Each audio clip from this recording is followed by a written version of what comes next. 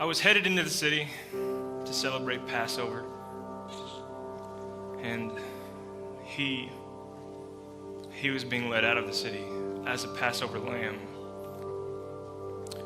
We didn't quite understand what that meant at the time.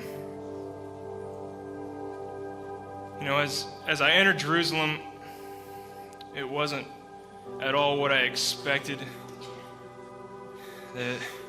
There were 10 times more people there this time than any other time I'd been there for Passover. And it just felt like the whole city was angry. Mobs and mobs of angry people.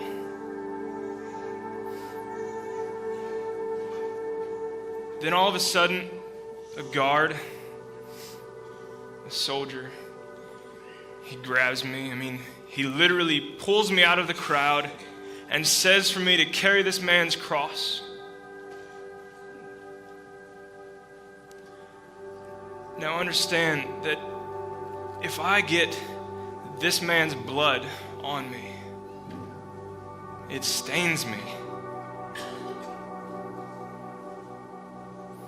And I can't celebrate Passover. And that's the whole reason I was there. It was hard to see him through all the blood.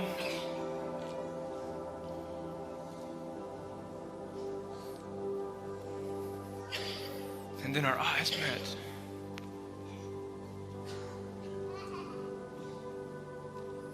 See, this man, he wasn't a liar. He wasn't a thief. He wasn't some crazy man with grand ideas. He was the Messiah.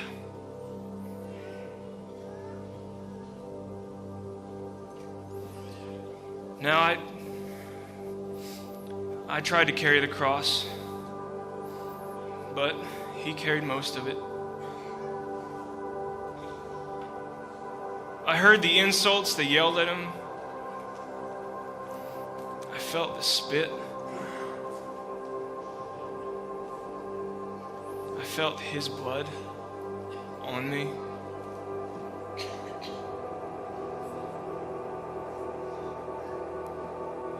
We began to walk. Then we got up to the place, and then they began to lay him out on the cross.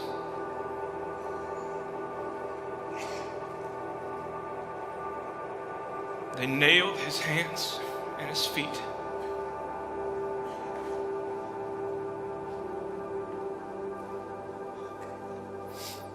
They took up a crown of thorns and they smashed it on his head. And blood ran into his eyes.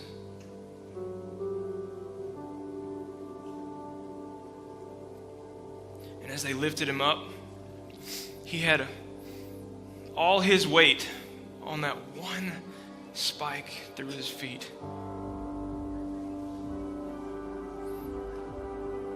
And he would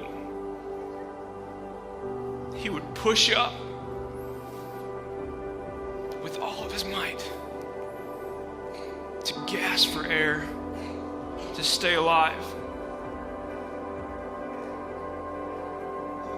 And he did this for hours.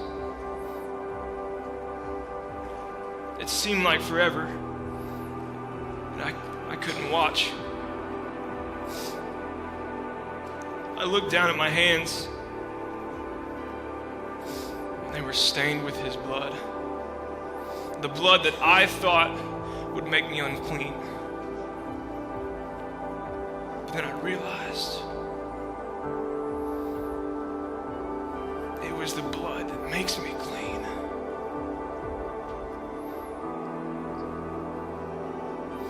He breathed his last breath, and then Jesus died.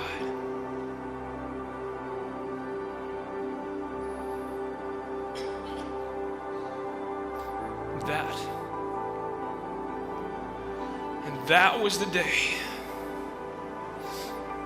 that I helped Jesus. That was the day that I helped Jesus carry my cross.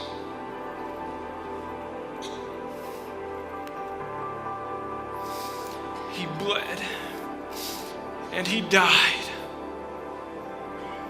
on my cross.